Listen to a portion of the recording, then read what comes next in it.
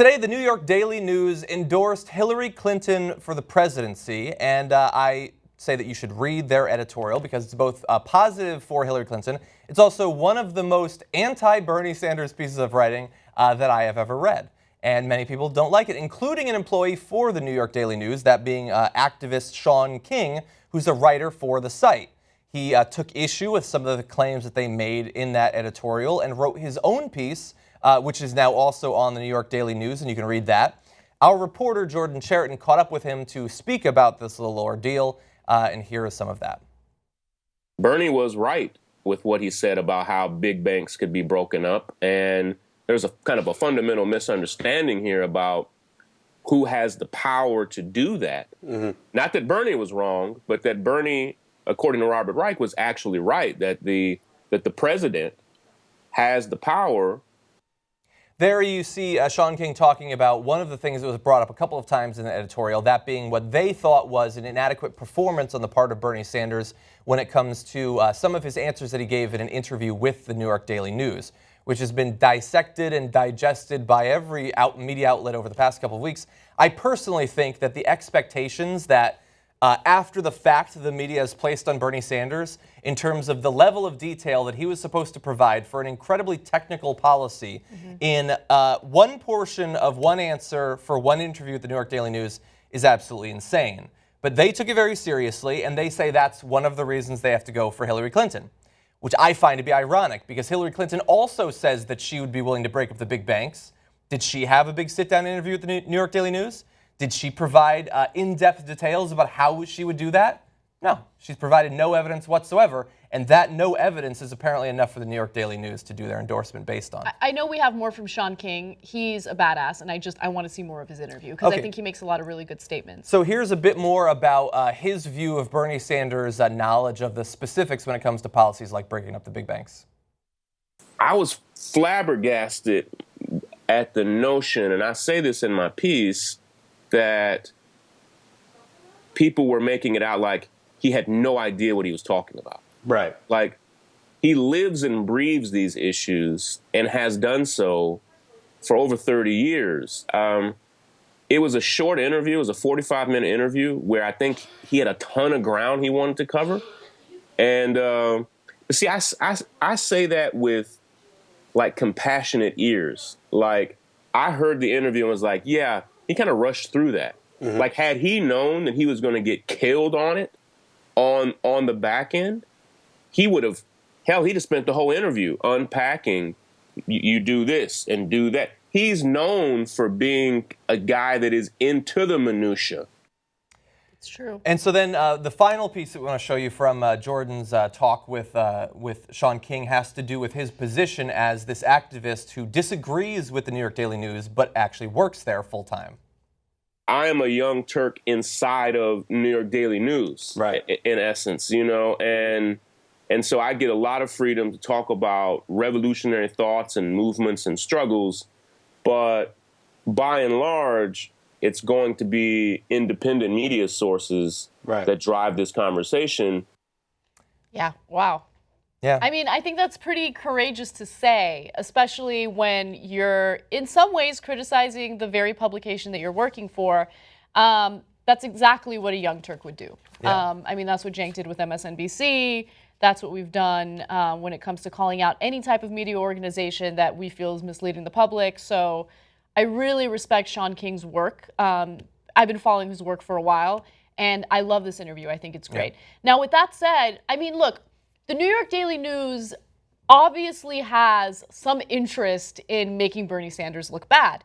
But regardless of what you think of Bernie Sanders, regardless of what you think of the media covering him, there's a very simple way to figure out whether or not a candidate has thought through his policies or even whether or not he's on the right side of an issue.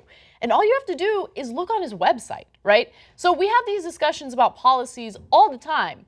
And while he's getting criticized, you can just go to his website and see exactly how he would fund the higher education program that he has in mind, exactly how he would go after the big banks. He's so detailed on his own website, Yeah. that making it seem as though he has no idea what he's talking about is just ludicrous. It's ridiculous, Yeah. right? He's been on the right side of these issues for a very long time, and he's very educated and aware of what these issues are and how we need to fix them. So again, the spin machine can continue spinning, but the most educated people, it's not even educated, the most aware people know what the truth is, which is why young people were not deterred from Bernie Sanders simply because the New York Daily News wanted to make him look bad. Yeah, so look, I read his response, why he doesn't agree with the New York Daily News. I read their entire endorsement of Hillary Clinton, and it's just crap. I'm not saying the New York Daily News is crap, although I think a lot of their headlines and stuff is crap. I'm sure there's tons of great people that work there, including Shaun King, but that particular editorial sucks. And it doesn't suck because it endorses Hillary Clinton or because it's against Bernie Sanders. It sucks because it reads, and you should go read it. It's not that long. You can do it 5 minutes. It reads like either a person with multiple personalities wrote it, or two people were fighting over a keyboard and then going back and forth every other paragraph, because it lays out a view of what's wrong with America. That the economy is rigged against the workers, our income isn't rising high enough, politically we've been disenfranchised. It does all of this before leading into how Hillary Clinton is the person who recognizes that more than Bernie Sanders. Then it goes through, most of the editorial is not about Hillary Clinton. It's about Bernie Sanders and why they think he's wrong on every issue. And then so it goes through each of his positions and then talks about how he's wrong. And despite them understanding the problems, apparently, every one of their oppositions to Bernie Sanders' policies is based on some insane right-wing framing of what regulation does, what taxation accomplishes, all of that. And then it's not even internally consistent to that degree, because they say Bernie Sanders would put too many taxes on Americans. So we can't vote for him. You know why we're voting for Hillary Clinton? Because she taxed the wealthy in America. In the same editorial, he wants to pay for people's college. That's unrealistic. You can't do that. We should support Hillary Clinton because she's going to make sure that people get out of college debt-free. What the fuck does that mean? Well, that means that they didn't pay that much for it. But that's totally reasonable. They go the same back and forth on health care. Yeah. Everything that they attack Bernie Sanders on, they then take Hillary Clinton's side, regardless of the fact that they haven't required any details from her on how she's going to pay for all of that. Everybody goes crazy over the funding of Bernie's 4 years of public free college. How is Hillary Clinton going to pay for her education plan?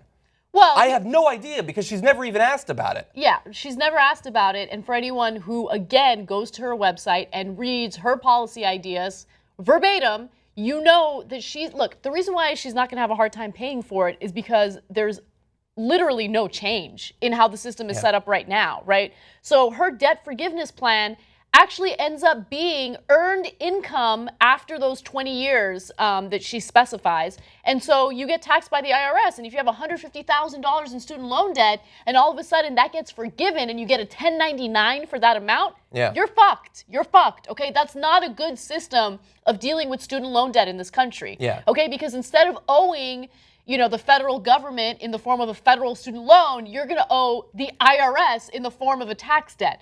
So again, it's not about whether or not we can pay for her programs. Her programs are full of shit. She doesn't worry about how we're going to pay for it because it's incremental change to no change at all. Yeah, and I already know how much of that is going to go. A big portion of how she's supposedly going to stop them from having debt is she's going to evaluate your family and say how much your family can contribute. That's the system we have right now. They told my family how much they could contribute. In reality, what my family could contribute was absolutely zero, which is why I have so much student loan debt as I have right now. And so that's not a solution. It's just plugging in random variables about how much your parents are supposed to contribute is not a solution to the problem that we have, the magnitude of the problem that we have.